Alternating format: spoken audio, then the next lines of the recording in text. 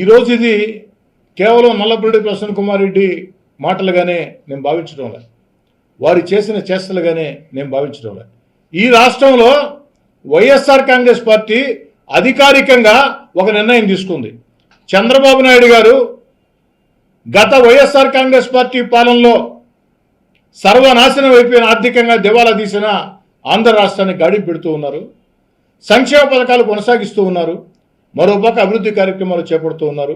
మరోపక్క అద్భుతమైన రాజధాని అమరావతి కడుతున్నారు.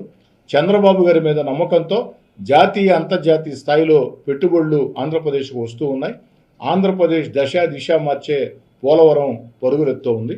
ఇవన్నీ సాఫీగా జరిగితే ఆంధ్రప్రదేశ్ భారతదేశంలోనే అగ్రగామిగా మారితే వైఎస్ఆర్ కాంగ్రెస్ పార్టీకి ఎప్పటికీ గెలుపు సాధ్యం కాదు.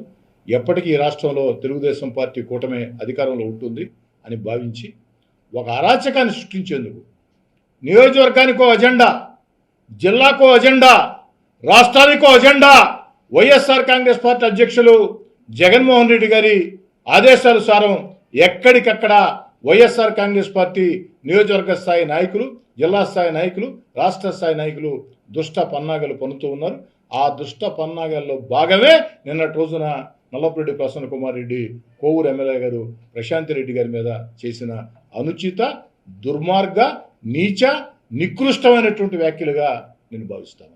మెడికవర్ హాస్పిటల్స్ నెల్లూరు మిమ్మల్ని తిరిగి సాధారణ స్థితికి తీసుకురావడమే మా ధ్యేయం. అన్ని సదుపాయాలతో కూడిన ప్రత్యేకమైన రీహాబిలిటేషన్ వార్డ్, అందుబాటులో సేవలు ortho and neuro rehab, cardiac and pulmonary rehab, post operative rehab, post transplant rehab, sports injuries and trauma rehab, geriatric and paediatric rehab, cancer and palliative rehab. Medicover hospitals, Chintareddypalem cross roads, Nellore. Contact 0406833455.